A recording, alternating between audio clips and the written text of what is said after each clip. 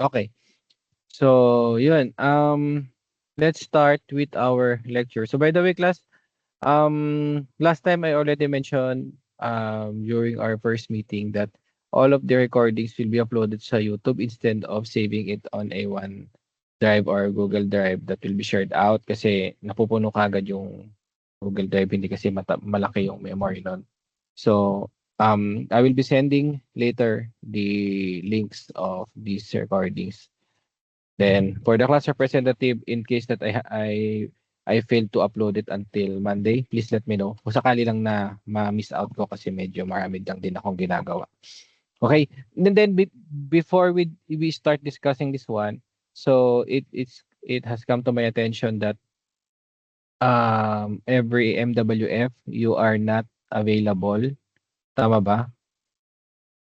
Check natin yung schedule natin.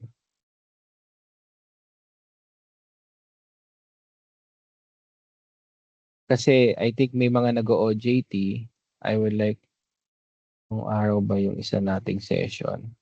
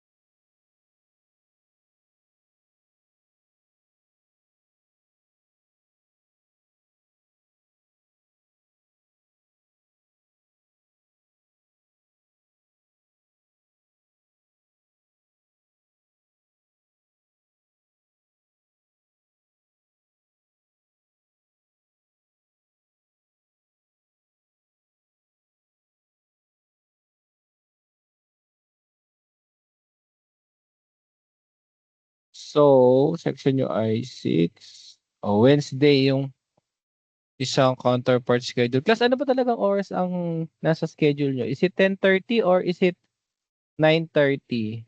Probably anyone can open their mic. Kaya akala ko 10:30 yung schedule natin. 9:30 po. Okay, 9:30.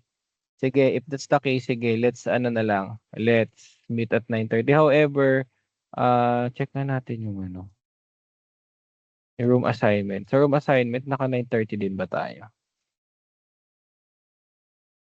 Doon kasi sa teaching load na nakuha ko, 10:30 eh. We'll see. Check natin yung room assignment.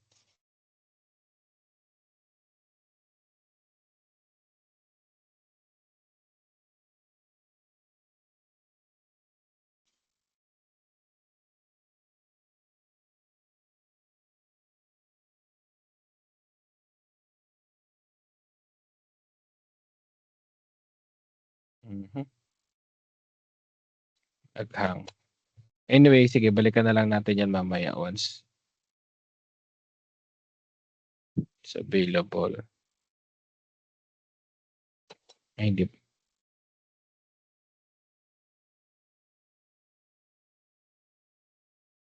Teka.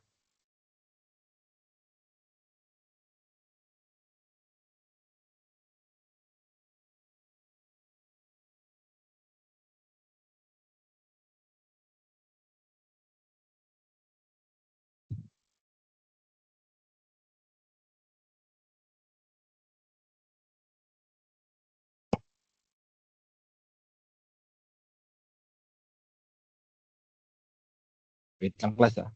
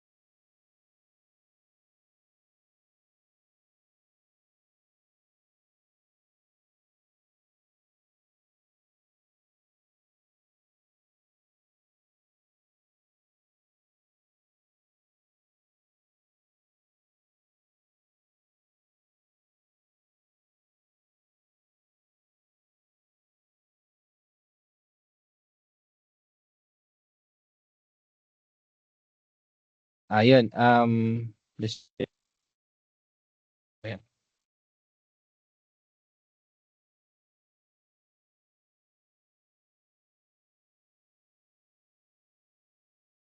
Yan, just checking with the schedule 'yun. So 9:30. Sige, let's proceed with that. Um, 'Yun, one part of your schedule kasi is going back with my concern is, um, ang isang schedule niyo ay Wednesday nga ba yung kaninang nakita? So meron kayong weekdays, 'di ba, na that fall under MWF, which is your OJT days. So nakalimutan ko kung kaninong section 'yun, sinend sa akin yung memo that naka-OJT kayo ng days na 'yun. However, we need to attend or we need to conduct classes just to complete lang yung ating topics kasi if not, um 50% kaagad nung schedule natin will not be met. So, kayo ay Wednesday, ayan. So, instead of meeting you at Wednesday, online siya. So, and then as you can see, meron pang other um, specializations na under sa akin. So, bali, tatlo kayo sa CE, tas isang DCBET. So, instead of meeting you on weekdays, which is not possible because of your OJT, I will be conducting from time to time a separate session every Sunday from 2 to 4 just to cope up with the topics. Kasi if not, hindi ko mako-cover lahat ng topic natin. I hope you understand dahil hindi ko kayo mamimit ng Wednesday. Okay? Now, it is only a one-time session. You will be joining with other sections as well. Para isahan na lang din since it is a makeup.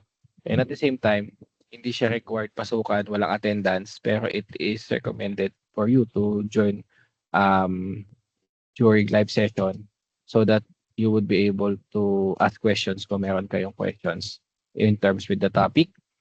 But yeah, everything will be uploaded naman doon sa binabanggit ko sa inyo YouTube channel na or YouTube site na pinagsasavean ko nung um, videos.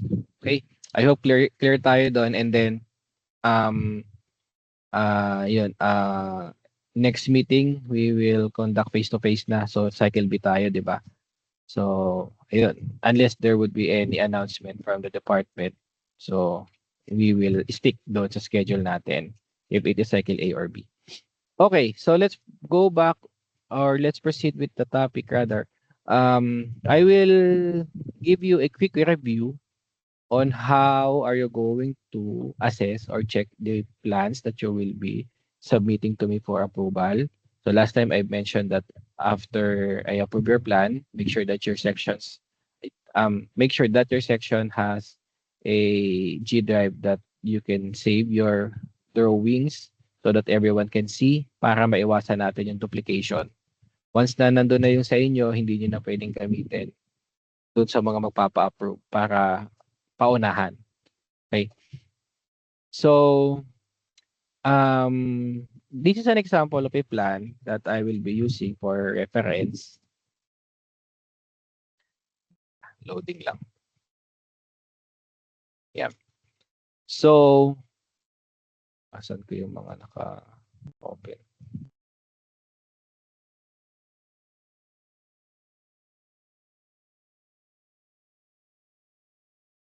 So for the plans, we need to have or you need to provide a plan having an architectural, ito, Archi structural plumbing and electrical. So this is part of the syllabus. So this is the contents of the plate. This is this story needed. So then I think I already mentioned the contents last time.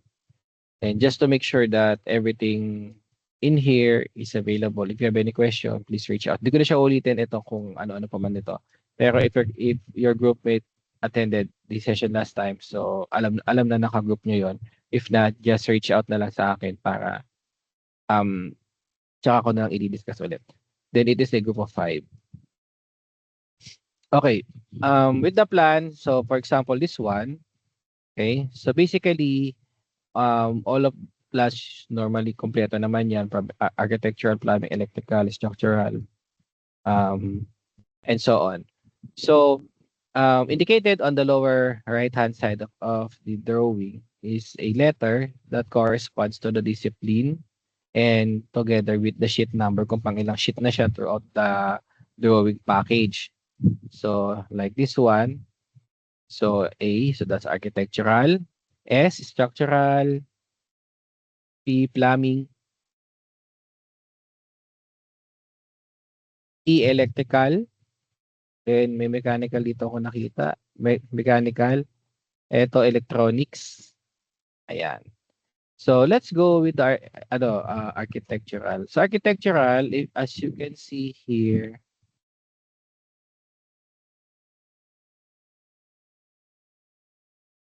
ayan.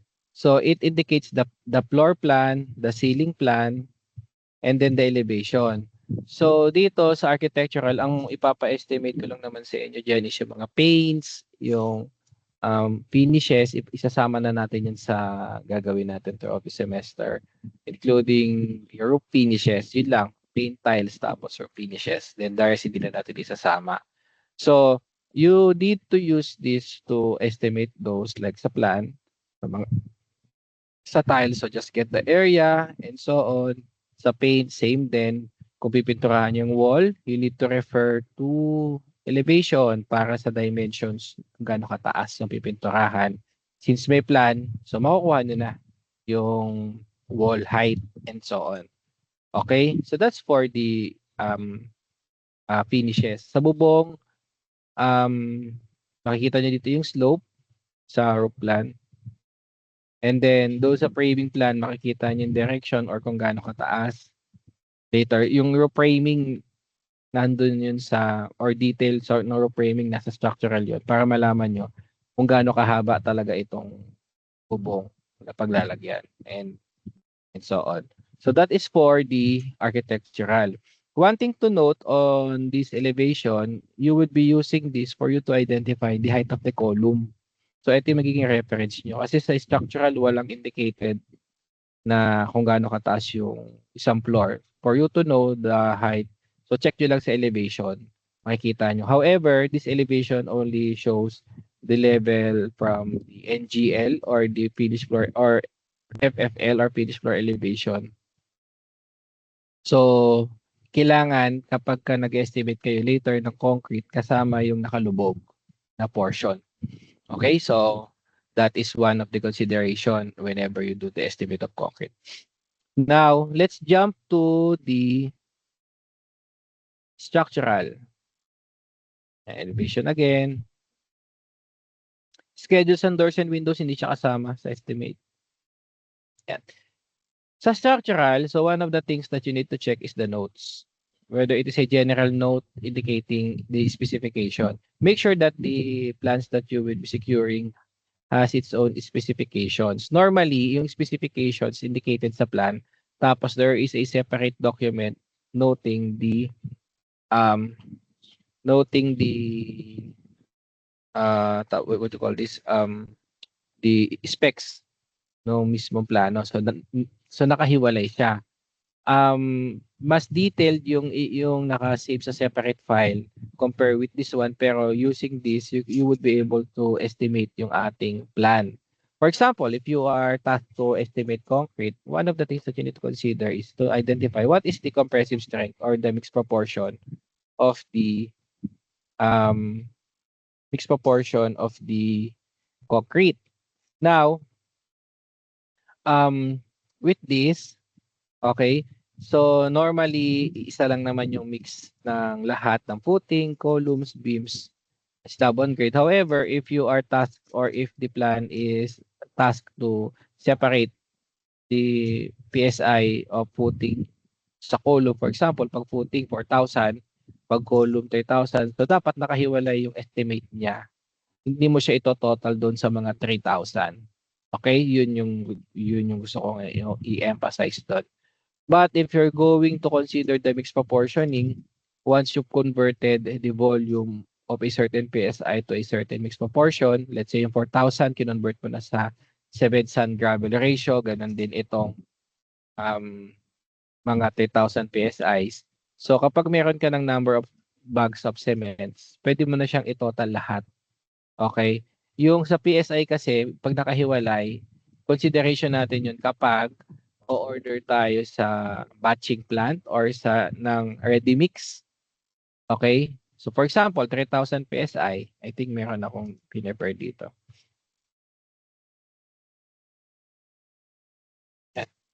Wala pala. For example, kung meron kang mga nakaano sa 3,000 PSI tapos sa 4,000, so magkaiba yan ng quantity kapag sa ready mix ka o-order. Now, kapag na-convert na yan sa cement, sand, gravel, ito din. So meron siyang sariling total cement, sand, gravel. Since you are using the same type of cement, type 1 sand and gravel, so pwede natin tong i-total. Okay. So later kasi sa plate number 1, which is the concrete estimate, I will be requiring you to come up with the volume na i-order nyo sa batching plant at volume na galing sa manual. So I will be discussing this one later. Okay. Now, going back with the plan. So yun. Then next is you check the reinforcement. So basically, ano ba yung mga grades ng bakal? Depende sa diameter. So when estimating, naka-separate per diameter per grade. Okay? So ganun lang kasi. Hindi natin pwede paghaluin lahat ng pare-parehas ng grade. Hindi din natin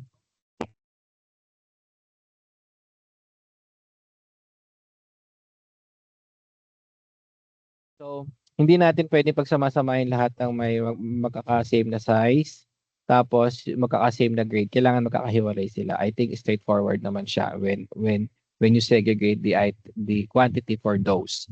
So, indicated lang din dapat dito ano yung mga grade kasi kung walang grade, hindi nyo alam kung ano yung titingnan yung presyo sa hardware. Kasi part of the learnings nyo is aside from you to identify the quantity, you would be able to come up with the cost. Okay, with the cost, you need to multiply that with the unit cost. The unit cost is based on the specification of the material that you're going to purchase.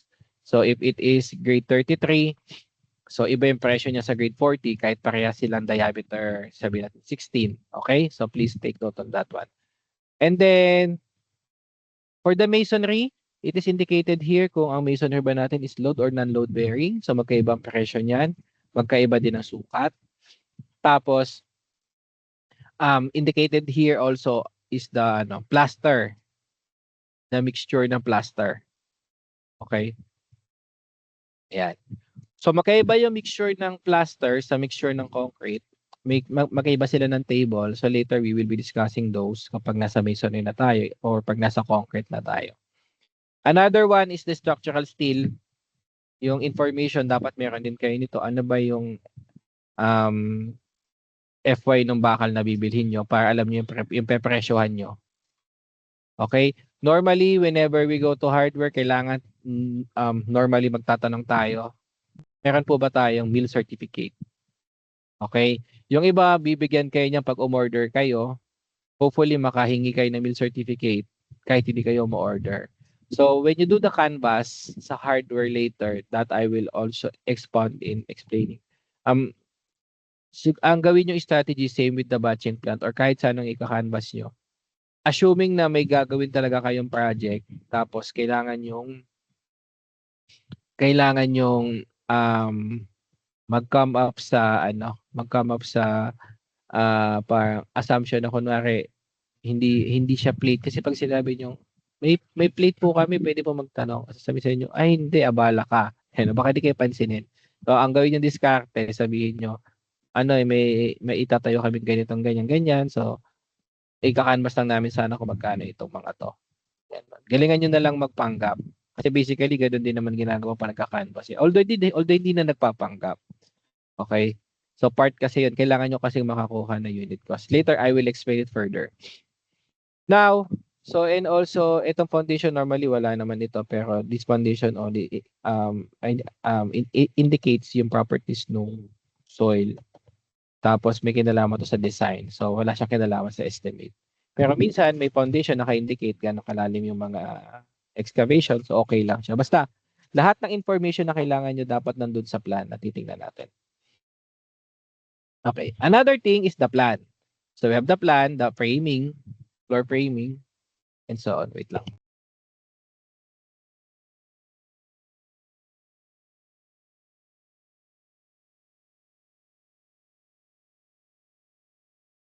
Okay. So for the plan, so as you can see, there are notes indicating the IDs of each item. F1 stands for footing 1, C1 column 1, WF1 wall footing 1. So basically, yan yung mga normal na makikita natin dyan. And then there is yung mga may B, those are beams. Yung C here, these are columns. Ayan, C1. So later we go one by one. Now, ang importante dito is that as you can see here, yung mga indicators na yan, dapat meron siyang corresponding schedule or detail kung ano-ano ba yan. Okay? For example, yung F1, C1. Ito, baliktad pa nga C1, F1 yung nilagay. Pero parehas lang yan. So sabi dito, yung F1 daw, ito yung dimension niya is 1.2 by 1.2. Ang thickness niya is 300. So makukuha mo na yung volume. Well, regular objects naman or regular shapes naman yung ating structural member, so hindi mahirap mag-compute ng volumes. So normally rectangular prism lang din naman siya. Now, ito lang yung wala dito sa example ko, yung depth nito para malaman nyo sana kung gaano kalalim itong nakalubog na column. Kasi hindi mo mako-compute yung column ng tama kung yung elevation lang yung reference. Kasi sa elevation, yun yung nakalabas. Pero may nakalubog kasi na portion ng column. Okay? So, please check on that one. Dapat meron yan. Now, yun, for the column, so ito naman yung dimension niya, 200 by 300, and so on. For the beams naman, yung B1, ito yung dimension niya, ito yung bakal naman niya. Okay? Naka-indicate din dito yung yung location ng mga bakal. Tsaka midspan, tsaka sa top, and so on. Another thing is, dito pala, wall footing. Yan. Sa wall footing, normally, nakalubog ang wall footing ng another height ng 2 hollow blocks. Ito siya, 400 mil. Okay, or 0.4 meters. So, yung depth ng wall footing is mga roughly nandito lang siya. Mga nandyan lang yan. Okay? Hindi niya kapantay ito kasi masyadong malalim kung kapantay niya yung footing itself. So hanggang dyan yung wall footing. Tapos tsaka tayo magpapataw ng CHB. At take note, yun nga, yung CHB is nakalubog 2 layers of CHB. Ang height kasi ng isang CHB na later I will also discuss is 200 mm. So that is 400. So that is 2 layers. So we will discuss that later. And then, yun. Another is, ano pa bang ano natin dito? Yan. So discuss natin, kanina may nakita tayong PC. Saan na ba yun? PC, ayan. Planted column. PC, tapos yung isa yung column. Anong difference niyan? So, puntahan muna natin yung plan. Sabi dito, ayan.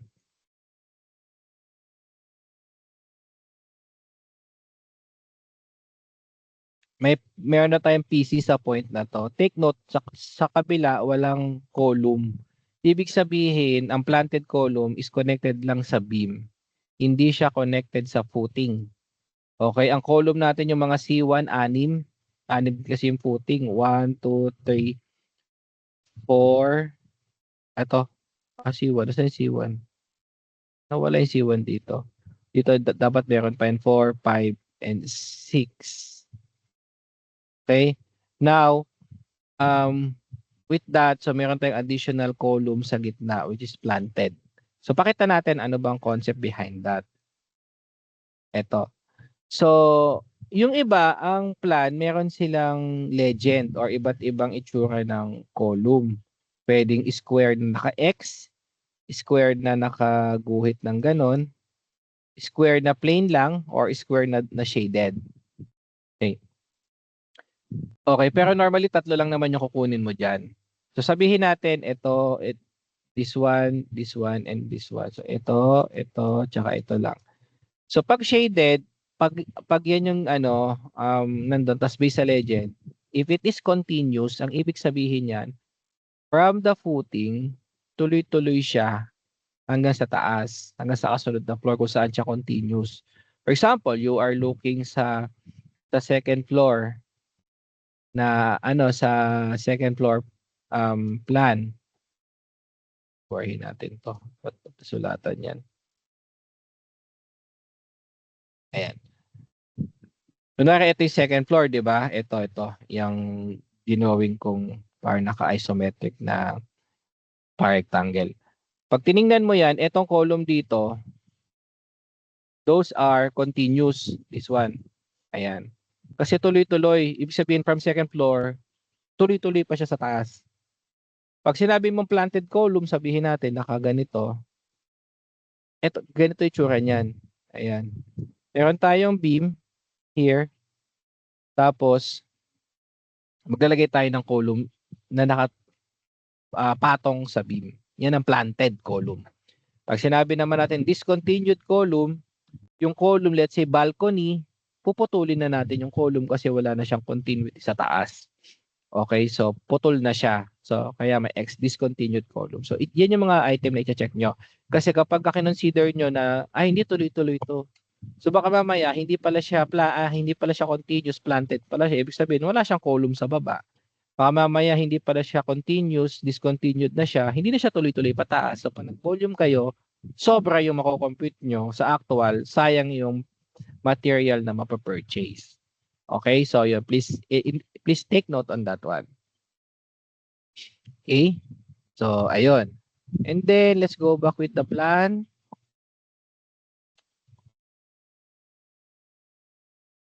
So I think na-cover ko na yung yung sa concrete. So let's proceed with the framing. Naghang. Wait lang. Ayan. So let's go with the framing para sa mga structural steel. Yung rebar, makikita natin yung sa section kanina na pinakita ko sa inyo. Ito, yung rebar. Later yan sa cutting list tsaka sa bar bending. Kukumpitin natin din yan. Now, dito, sa roof framing, makikita natin kung naka-rafters purlins lang ba tayo o naka-truss. So dito naka-rafters lang, indicated ano yung ID niya, ano yung rafter number. Yung iba naka-indicate na ano yung material. Dito sa plan na pinapakita ko is zoom out.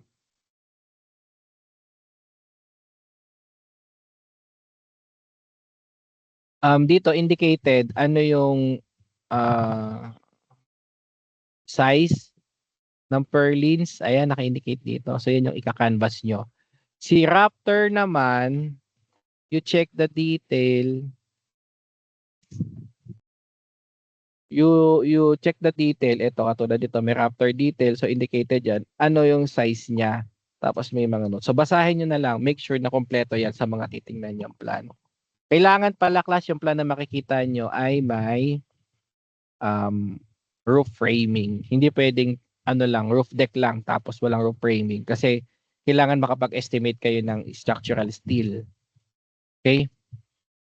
Then, I think yun lang for the structural part. Then, let's go with the next discipline. Plumbing. Sa plumbing, straightforward, we need to compute or count manually yung mga fixtures, yung mga fittings, okay? Fittings, yung connector ng mga pipe, yung mga one-port bend, mga coupling, yung mga elbow, yun. Bibilangan nyo lang naman yun. I-imagine niyo kung meron ditong isometric for you to identify. Ano ba yun? May isometric dito. Ayan. Kung saan yung mga bend. Kasi doon papagapangin or diyan papadaanin yung mga pipe at ganyan yung itsura. Tapos bilangan nila ilang lababo, ilang toilet, yan, and so on. Then for the items naman na may masonry or concrete, kung paano natin i-estimate yung volume ng concrete, ganun nyo lang din i-estimate yung volume ng concrete under plumbing. Pero it is on a separate plate, hindi dito sa plate number 1 natin. Kapag masonry naman, like this one, CHB yung ginamit sa septic tank. So, it is you can estimate that using the masonry part. Okay? Then, yun, ito, I think concrete ito. For example, this one. So, kunin nyo lang yung volume ng concrete dito for you to identify the um, volume required. Tapos, kung ano yung gagamiting mix for this one. Naka-indicate naman yan. Dapat sa notes. Okay? Then, next is, so by the way, sa plumbing, we have the water line. We have the wastewater. Yung, yung sa sanitary niya. Tapos, storm water. Yung galing sa bubong. Then, next is electrical. Sa electrical, ganun din, magbibilang ka din ng mga outlets, ng mga sockets, ng mga outlet sockets, tsaka switches. Tapos yung length nung cable, kung paano mo papagapangin papunta sa circuit breaker. Okay? Ayan. Naka-indicate naman din dito kung ano-ano yung mga bibilhin and so on. Okay. Now, part of electrical, so magkahiwalay si lighting tsaka si power. So may sarili siyang plan. Ayan, lighting tas power. Pag si lighting, ilaw. Ano kasi si power, pwede ka magsaksak ng any device. Ayan. Okay? And then, meron dito minsan na telephone and cable TV. Iba may CCTV line na, di ba? Nauso na ngayon yung mga bahay na may CCTV. Hindi na natin ito isasama. Okay? Pero basically, the concept behind this is, in terms of estimate, similar lang din sa electrical. Okay? Then lastly, mechanical. So si mechanical, hindi na natin siya isasama pero i-discuss natin. Si mechanical naman, since mga structural lang din yan, mga residential, kung may mga ductings kayo, so susukatin niyo yung length ng ducting na pagdadaanan ng mga exhaust, yung vents, and so on.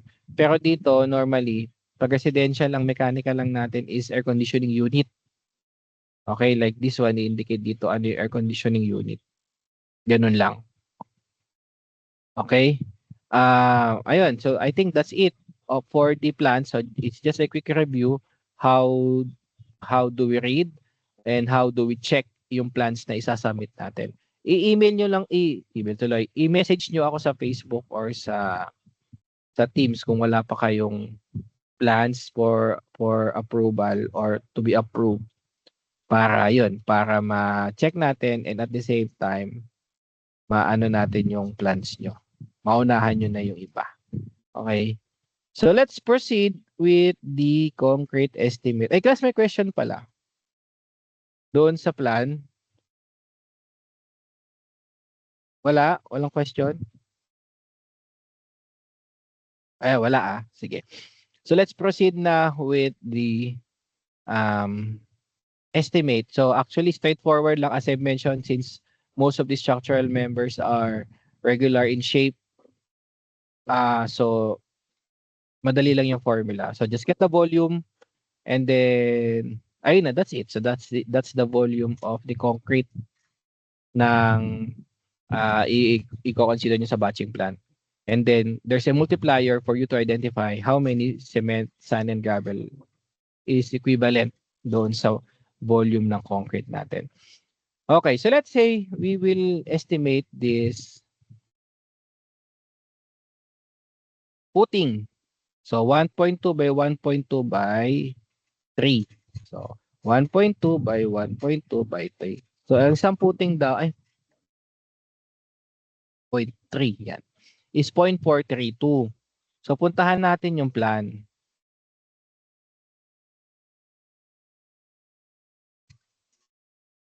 Ayan. So dito sabi may 6 na pirasong F1. So times 6. Okay, so yan yung working ano natin, working pieces. So meron tayong 2.592. So ito na yung ito na ika-canvas nyo sa ano, sa batching plan for the footing, and then just get the remaining structural member. Kung pare-parehas, add nyo lang. Kung pare-parehas sila ng PSI bago kayo makapag-come up sa or magtanong sa batching plan. Now, this volume, ay ito siya, di ba? Yan yung ika-canvas nyo sa batching plant. Itatanong nyo din, ilan ba yung kayang i-deliver ng batching plant? So para imbes na maglagay kagad kayo ng wastage, baka kasi yung minimum order, yun na yung maging wastage. Example, if they only order every 1 cubic, hindi sila nagde-deliver ng half cubic or ng butal. So ang mangyayari dito, instead of i-round up nyo ng 2.6 or plus wastage, idiretso nyo na ng 3 cubic kasi yun na yung o-orderin nyo eh. So may wastage ka na roughly around 400 0.4 cubic meters, tama? Then when you canvas the cost, ganito, yung plan nyo, hindi yan yung lugar na hahanapan nyo ng canvas. For example, if your site is located kunwari sa Laguna pero sa Quezon City kayo nakatira, so hahanap kayo muna ng 3 hardware sa Quezon City na magkakalapit o malapit sa bahay nyo. Yun ang gagamitin yung reference to Canvas for your manual computation. Okay, this one. Then, pag nagtanong kayo sa batching plant, assuming ide-deliver niya yung concrete doon sa lugar kung saan ka nagtanong ng hardware. Para yung costing nyo in terms of comparison later, makikita nyo sino ba yung mas mura at mas mahal in terms of material alone. Okay? Again, depende yan kung saan kayo nakatira. Tapos yung batching plant na hahanapin nyo, dapat yung pinakamalapit sa location nyo or kung saan kayo magka-canvas ng manual. Let's say, Quezon City, tas ang pinagtanungan nyo, may Kawayan, Bulacan. So, pinakamalapit sa Manila. After na may Kawayan, Quezon City na. So, pwedeng yun yung piliin yung location ng batching plant. Kesa humanap kayo ng batching plant, let's say, sa Laguna, sa Batangas, medyo malayo. Okay, so hindi siya feasible, tsaka titigas kagad yung semento. So, basically, yun yung i-consider natin pag nagka-canvas tayo, yung logistics. Okay, I hope clear yung class ha. Tapos i-multiply nyo lang sa unit cost kung ilan yung ipapadeliver nyo. Okay, now, in terms of the manual computation naman, so let me bring up my PPT. Ayan. So for the concrete muna, bago tayo mag-proceed sa manual, so just get the volume of the concrete required, compute the materials required as per volume. Okay? Tapos you multiply it sa multiplier ng cement, sand, and gravel. Okay? Di ba may nakompute tayo ng volume? Okay, yan din yung gagamitin natin dito sa batching plant. Just multiply it sa unit cost. Ito naman, kapag nakuha mo na kung ilang cement, sand, and gravel, you multiply that sa unit cost bago nyo i-total. Okay. So, ito yung proportion of the mixture. So, identify dyan kung ano yung PSI or kung ano yung nakalagay sa plan nyo, i-check nyo na lang. Tapos kung mayroon sila recommended proportion. If not, you may use this. Okay. Now, paano natin ito babasahin? Yung bag at yung kilograms ng cement in bags can be in 40 or 50. Pero ang nakikita ko lagi 40. Hindi pa ako nakakita ng 50. Or baka meron, hindi ko lang alam. So, whatever you're going to use, so, ito yung multiplier natin. Okay? Let's say if you're going to use class A. So, that is, imumultiply mo lang sa 9. Tapos, yung volume, tapos sa 0.5 pag sand, 1 yung gravel. Ang kinagandaan dito, as you can see, for all mixtures, iisa lang naman yung multiplier nila sa sand and gravel. Parehas lang, 1 and 0.5. Now, ang nag-iiba lang, eto.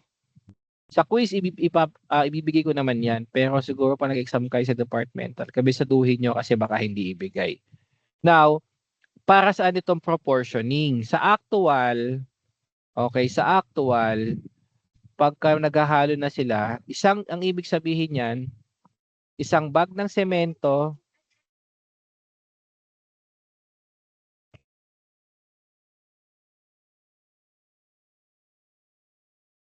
so isang bag ng semento, yung same na bag ng semento, equivalent, punuin mo din yun ng buhangin, 2 bag ng buhangin, tas 2 bag ng graba, 4 na graba. So basically, ito yung ginagamit sa site kapag in proportioning na naghahalo na tayo. Ito for estimation purposes itong multiplier dito. Okay? So let's say sa ano natin, ang gagamitin natin, kunwari ito, 1, 2, 4. Ako na lang magbibigay ng example doon sa plan. 1, 2, 4. Okay. So, yung volume natin na ito, you multiply that by 9, 0.5 and 1. 9.5 and 1. Considering na 40 kilogram tayo ha. Tapos 0.5 and 1. So, that is times 9. So, 23.23328. Ito. Ayan. Okay? And then, sa semento, you round up. Kasi hindi ka naman na-order ng 0.3 na bag eh. Per bag ang orderan dyan. So, 24 bags. Tapos later, you multiply that with its unit cost. I think, naglalaro to sa 205 hanggang 220 pesos per bag. Okay, medyo mahal ang semento. Then, yung same volume na 2.592 times 0.5. So, ito siya. Tapos, same volume lang din sa gravel kasi times 1. Okay. Now, sa sand and gravel, hindi kayo mag-round up. Hayaan nyo lang yan. Kapag sa exam natin, hayaan nyo lang.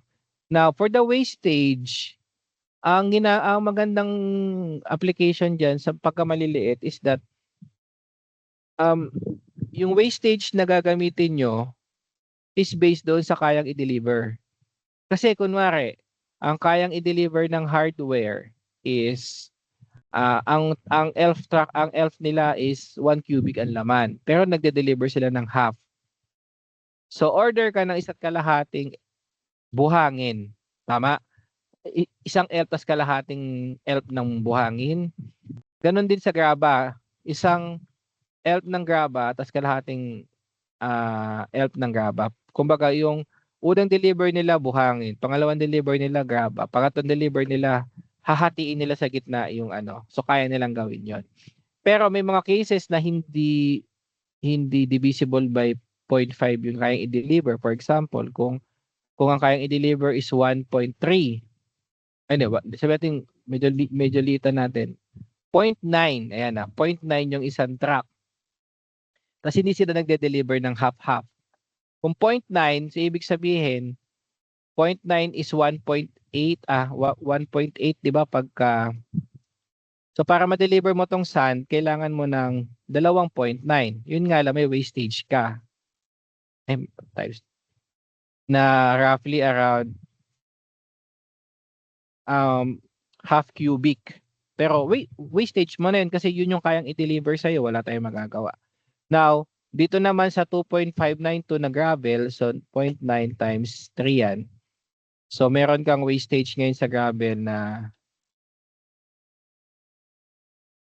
roughly around 1.1 cubic. Okay, ayan.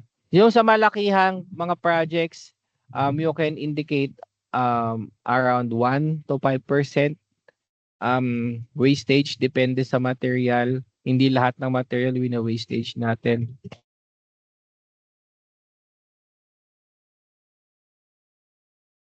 Then may mga items na hindi wina-wastage like yung mga fixtures, kunwari toilet, shower head. So isa-isa lang 'yan, 'di ba? Maliban na lang kung mababasag or masisira. So again, kaya sa exams natin hindi ako magpapaset sa inyo ng wastage kasi yung wastage tapon yun eh. Hindi natin siya mapapakinabangan later on. Pero again, sa actual, you may apply whatever wastage you want to use. Sa plate, wag na muna kayo mag-wastage. Ang magiging wastage nyo dyan, pag nag-compute na kayo na unit cost, kung ilan yung kayang i-deliver ng hardware. So itatanong nyo din to ha, kung ilan ba yung cubic meter ng L, paano ba sila nagde-deliver, ano yung kaya nilang i-deliver. So yun yung mga itatanong nyo sa hardware. Okay? Then with that, you would be able to identify na yung magiging total cost niya pag na-multiply nyo na sa unit ko. Sub cost per item, tapos add nyo yung total cost. Then sa discussion, you compare the cost ng batching plan sa tatlong manual.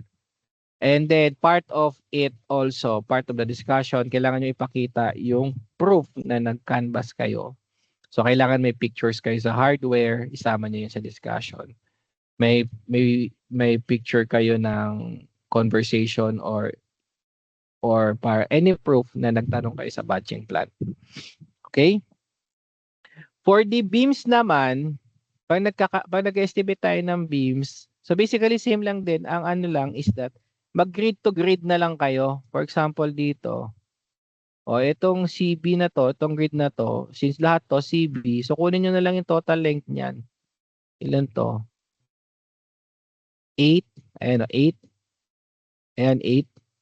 So, 8 times yung cross-section ng CB. So, may volume ka na. Then, yun, check nyo na lang yung PSI, tas yung conversion niya sa cement sand gravel. Okay, ganun lang kasimple. Di na ako magbibigay ng example kasi straightforward lang naman yan eh.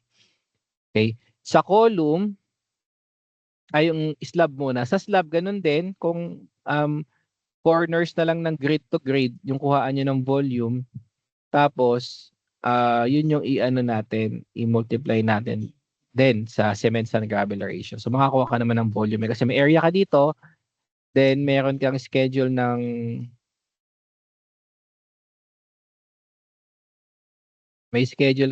slab. Sa tayo.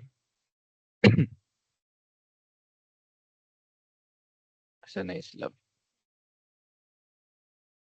Eto. So may thickness and so on, area sa plan. So makakukuha ka na ng volume. So ganun din, same process na ginawa natin sa footing. Sa column naman, ito yung siguro yung kailangan, same process pero kailangan lang natin maging mindful. 'Di ba meron tayong section ng column kanina, nakita na natin ito. Or cross section ng column ito, yung 0.2 by 0.3. So, ito lang ang sad to say, itong plan na to, wala siyang depth. Pero dapat may depth to. Kailangan ma-identify mo tong lalim na to based doon sa information available sa'yo. Kasi if not, wala kang any information with that. Now, yung column kasi, example, meron tayong frame. Ito. Yan, frame. Etong dinrawing na to is frame. So we have the footings dito sa ilalim, tapos yung nakalubog na portion ng footing, ground floor, second, third, tapos roof deck. Sa plan, naka-indicate dyan kung ano yung column pataas. Sa foundation plan, yung column na naka-indicate doon is ito. Sa second floor plan, ang column na naka-indicate doon is yung column paakyat ng second floor. Ganon din sa third floor. Ayan. Now, please be mindful that columns tends to reduce its size as you go higher. Mas malaki yung column sa baba compare sa itaas. So, baka kasi gawin nyo pag nakita C1, ay C1 na lahat. Okay lang yun kung C1 talaga lahat. Pero kung magiging C2 siya or C3, sabihin natin this is C3, this is C2, then this is C1. So yung volume natin ng C1 hanggang dito lang. Yung volume ng C2 saka dito, tapos sa kabila C3. Bago nyo ipag-total lahat ng total volume, mukha namang pare-parehas lang din naman yan ng compressive strength. Okay? So yun lang, please make sure that you would be be mindful lang pagdating sa height ng column kung hanggang saan yung certain cross-section. Tapos yun, i-total nyo yung volume and then same application din dito sa cement sand gravel. Parehas lang siya. Okay? Then, for plate number 1, ang requirement natin is footing, column, beam, and slab. So na-cover na natin yan today. Deadline March 7. Since nag-OJT kayo, bigyan ko kayo ng 2 weeks for that. Okay? Tapos, tomorrow, we will be discussing another topic.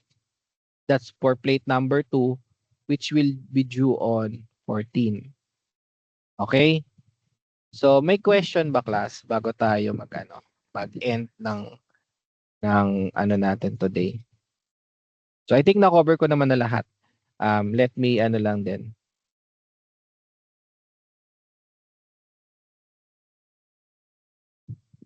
Let me copy-paste this one.